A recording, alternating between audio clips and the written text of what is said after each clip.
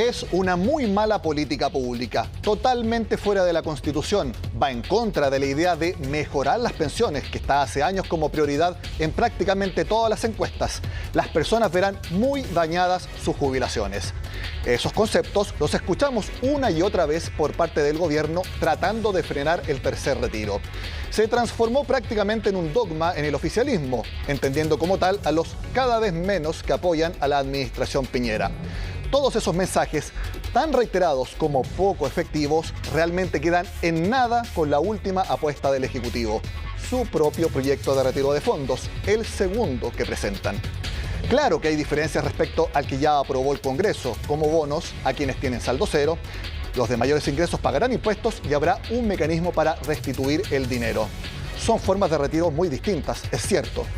Pero lo relevante de este paso es que el presidente Sebastián Piñera tira al piso la idea que tanto defendió, que usar los fondos de pensiones para enfrentar esta emergencia es una pésima medida, inmensamente popular, pero criticada por prácticamente todos los estamentos técnicos, nacionales y extranjeros.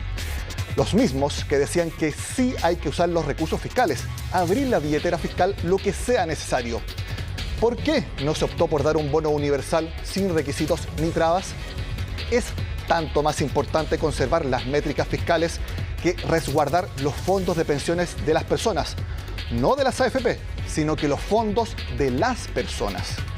Lo que presentó el gobierno con bastante probabilidad puede ser el cuarto retiro si el Tribunal Constitucional decide no frenar lo aprobado en el Congreso. Es decir, tendríamos no uno, sino que dos retiros al mismo tiempo.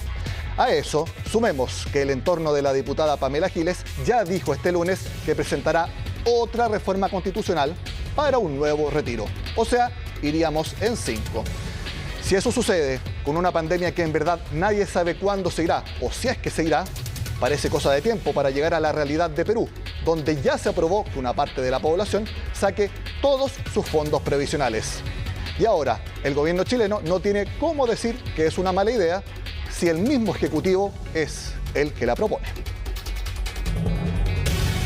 Pasemos a revisar los detalles del proyecto que va a presentar el gobierno.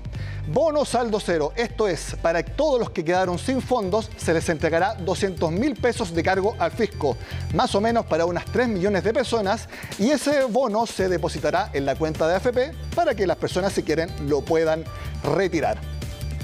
Otra de las novedades de este proyecto es el reintegro. Veamos cómo sería este mecanismo que tiene dos partes. Una parte es cotización de 1% de cargo del empleador y otra parte es 1% que lo aporta el Estado con un tope de 0,3 UF mensual. Y este aporte estatal es para todos, no solamente para quienes retiren, sino que para todas las personas. También, otra de las novedades es que sí se va a cobrar impuestos. Es muy parecido a lo que sucedió con el segundo retiro que, reitero, también fue propuesto por el gobierno. 10% para las personas de mayores ingresos, renta sobre 1,8 millones al mes y se cobrará en la operación renta, obviamente dependiendo del momento en que se haga. También renta vitalicia. En esto hay una coincidencia con el proyecto que está aprobado en el Congreso, porque sí podrán hacer un anticipo las personas jubiladas con renta vitalicia. Se podrá pedir hasta el 10% de la reserva técnica, esto con un tope de 2,9 millones de pesos. ¿Qué es lo importante? Que se va a descontar a la persona que está jubilada hasta 10% de su renta vitalicia al mes para así devolver el monto total.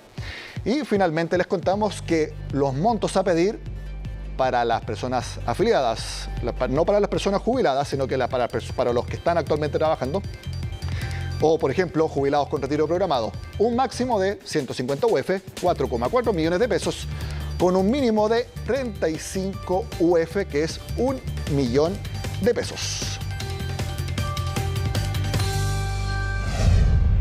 Como lo vimos, una de las novedades es que hay una propuesta de reintegro de fondos. Una parte por cuenta del Estado y la otra lo paga el empleador, exactamente 1% de cotización extra. Las pymes fueron unánimes al criticar la idea. Los argumentos son que no tienen liquidez para más gasto previsional, menos aún en una de las peores crisis económicas de la historia.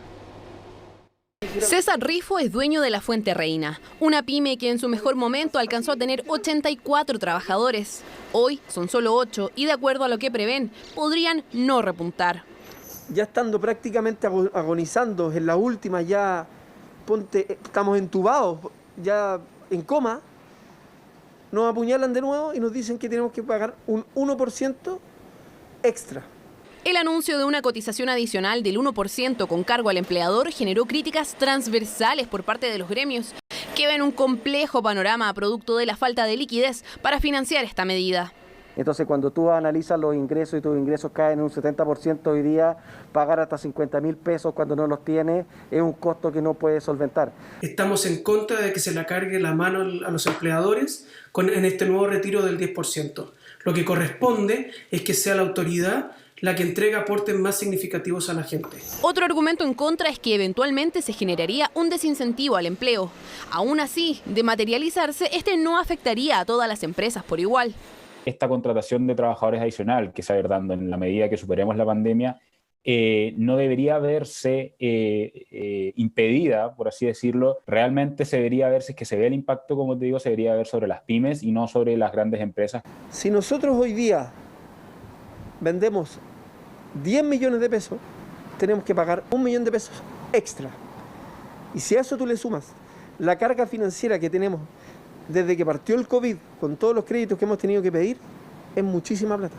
El aumento de la cotización será universal, es decir, se aplicará independiente de si un trabajador retiró o no los fondos de su AFP. Ahora bien, el aporte que hará el Estado tendrá un tope de 0,3 UF, equivalente a 8.843 pesos.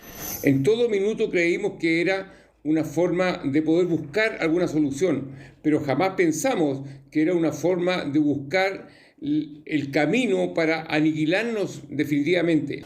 Para mitigar el impacto en las pymes, el gobierno anunció que implementará medidas económicas que irán en beneficio directo, eso sí, sin decir aún cuáles serán. El gobierno está trabajando con mucho ahínco sobre todo lo que va a venir en este proyecto, y ahora van a haber medidas adicionales que seguramente van a tener que ver más con pymes, pero eso se va a ir anunciando paulatinamente. Mientras el Ejecutivo intenta explicar por qué presentó un proyecto propio después de criticar tanto las iniciativas ajenas, se suma el flanco de las pymes, críticas que seguirán hasta que se conozcan qué medidas se tomarán a su favor. Antes de hacer la pausa, les cuento que la Comisión de Minería de los Diputados aprobó un royalty bastante extendido. No será solo para el cobre y el litio, sino que a toda la industria. En concreto, el gravamen será para todas las compañías con ganancias anuales equivalentes que pasen el precio de 12.000 toneladas de cobre fino. La tasa que se cobre partirá en 3% de las ventas anuales y puede ir subiendo dependiendo del precio de los distintos minerales. Hacemos una pausa y ya volvemos con más. Agenda Económica. Estará con nosotros el ministro de Hacienda. Conversamos en estos momentos en Agenda Económica con el ministro de Hacienda, Rodrigo Cerda. Lo vemos en pantalla. Ministro, gracias por estar en CNN Chile. Gracias por la invitación, Nicolás. ¿Qué tal? Bien, ministro, para que nos explique a todos, durante todo el tiempo hemos escuchado de parte del gobierno que los retiros de fondos son una mala idea, que es una pésima política pública porque daña las pensiones. ¿Cómo podemos entender ahora que estén presentando un proyecto de retiro de fondos? Sí, mira, Nicolás, yo creo que lo que tenemos que entender es lo siguiente. Efectivamente, nosotros creemos que el retiro de fondos no es una buena política porque afecta sobre todo lo que son las pensiones más en el mediano plazo. O sea, si tú retiras fondos hoy día, obviamente vamos a tener menos fondos disponibles para pagar pensiones mañana. Entonces, por eso que el retiro que nosotros estamos proponiendo es un retiro más reintegro. Eso significa que, entendemos que hoy día la situación sanitaria es complicada y la situación económica también, y por lo tanto parte de nuestros compatriotas necesitan hacer ese retiro, lo entendemos, solidarizamos con ellos, pero además lo que estamos diciendo, si vamos a hacer eso ahora, lo que tenemos que hacer es que también tenemos que empezar a reintegrar parte de esos fondos hacia adelante. Eso no lo vamos a hacer en un solo momento, ¿no es cierto? Lo vamos a ir haciendo paulatinamente a través del tiempo hacia adelante, pero es necesario empezar a hacerlo. Y por lo tanto nuestro proyecto justamente lo que hace es que de alguna forma tiene esos dos elementos, permitiendo el retiro ahora, ¿no es cierto? pero de alguna forma volviendo a generar más ahorros para adelante para tener más pensiones. Y ministro, eso es lo que tratamos de hacer, sí. Eso es lo que conjuga nuestro proyecto. Quisiera preguntarle por qué esa mala idea, mala política pública que usted nuevamente no manifiesta, en vez de un bono más amplio, un bono universal, el Fondo Monetario Internacional y muchos organismos técnicos, tanto chilenos como extranjeros, dicen es mucho mejor abrir la billetera fiscal, lo que sea necesario, en vez de hacer retiro de fondos provisionales.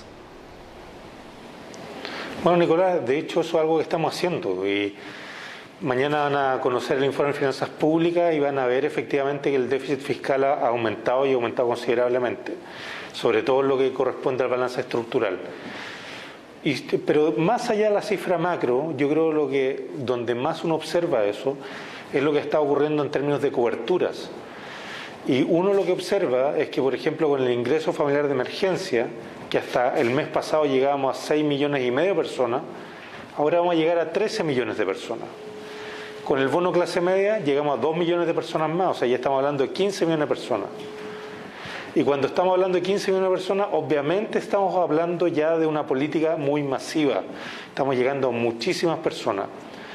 Entendemos que esa política masiva es una política que obviamente es transitoria, porque estamos en una situación sanitaria hoy día bastante complicada. Y necesitamos que las personas se cuiden y ojalá estén en sus casas. Y por eso estamos siguiendo esta política. Pero yo lo que quería decir es que es algo que estamos haciendo. De hecho, si ustedes miran en la tercera el fin de semana, el día domingo, una de las cosas que apareció fue la comparación de cuánto eran las ayudas sociales en distintos países de Latinoamérica, incluido Estados Unidos. Y uno lo que ve ahí es que las coberturas en otros países latinoamericanos llegan al 20%, 30% de la población. En Estados Unidos se reportaba prácticamente algo más de 50%. Con el ingreso familiar de emergencia nosotros vamos a estar llegando prácticamente a un 68% de la población. Entonces, efectivamente, es algo que estamos haciendo. Ahora, sí, ministro, yo lo quería interrumpir simplemente porque yo estoy de acuerdo con esos números. Chile se ha destacado en porcentaje del PIB respecto a las ayudas sociales. Algunos cuestionan cuán directas son, etcétera.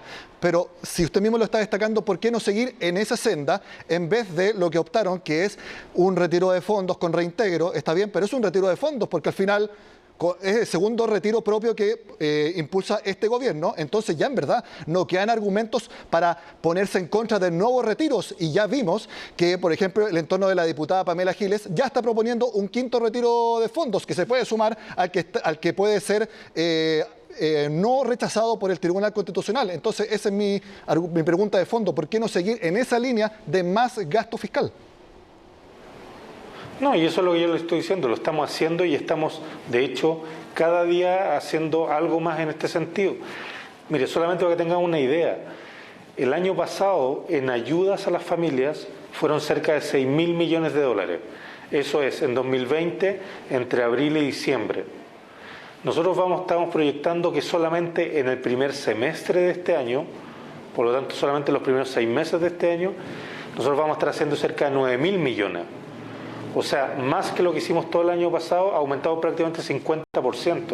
Por lo tanto, la masividad de esto lo estamos haciendo y estamos llegando a muchas partes, pero nos damos cuenta que pueden haber distintos instrumentos.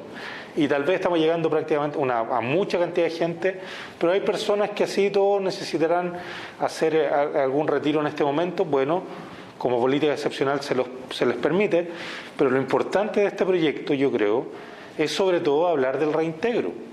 Y hablar de que entendemos que en este momento se necesita ocupar parte de nuestros ahorros, que son los ahorros de las familias, de las personas, pero también lo que tratamos de decirle es que, tenemos que empezar, eso sí, a volver a reintegrar los ahorros, porque son los ahorros de las personas.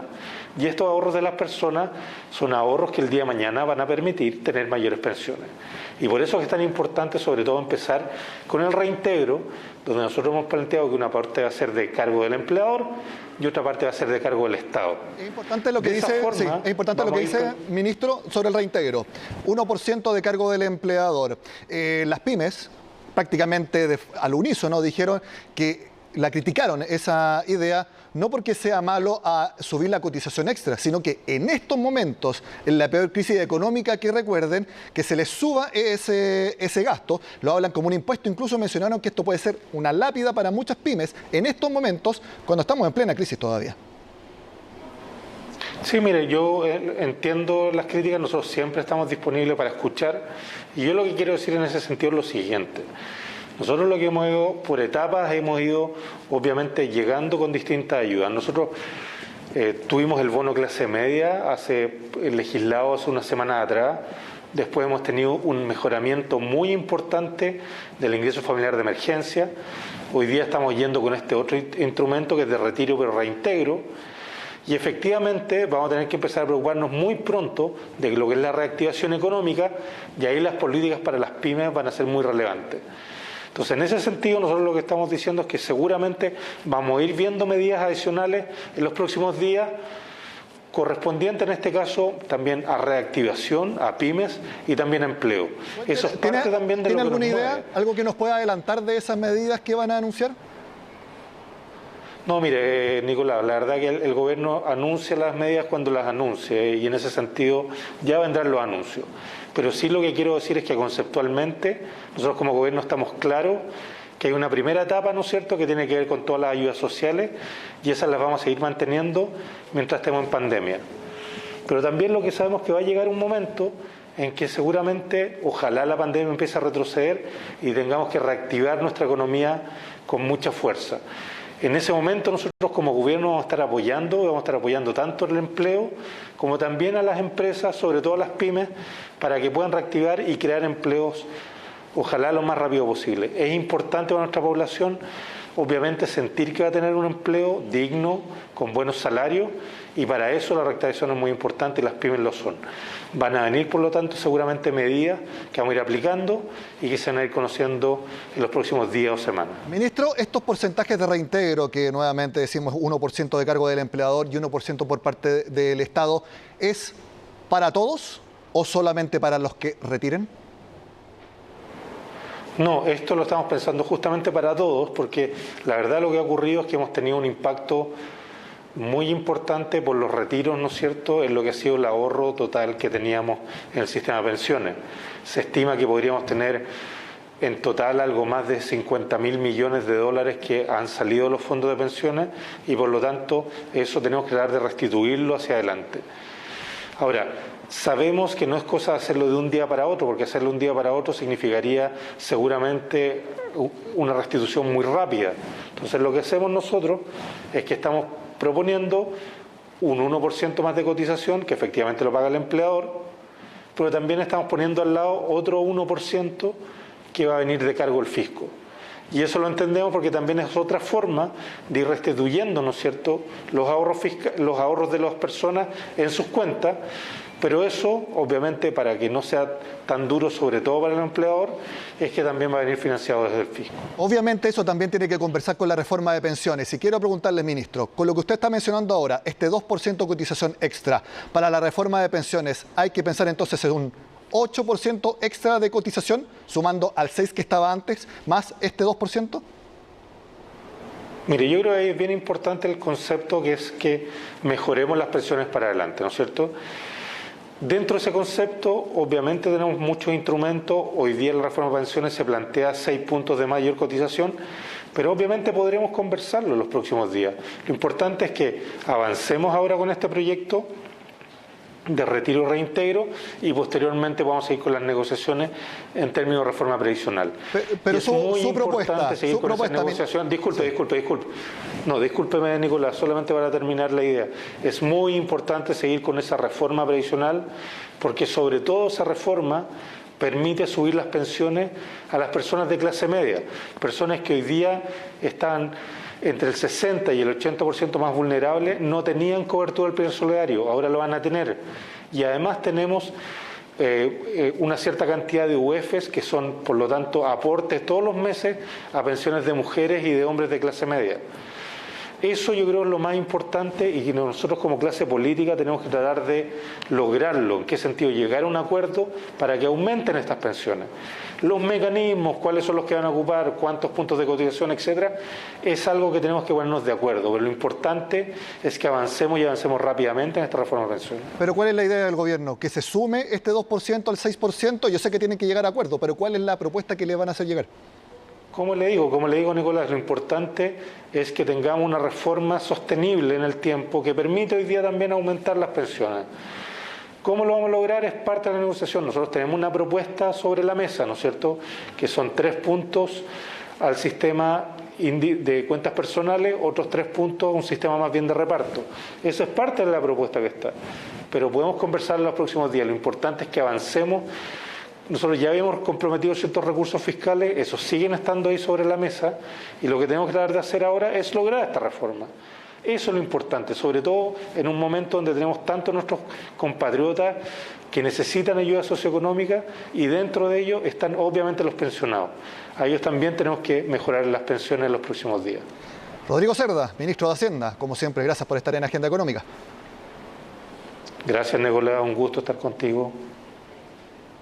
De esta forma terminamos esta Agenda Económica muy noticiosa del lunes. Sigan con nosotros acá, en CNN Chile.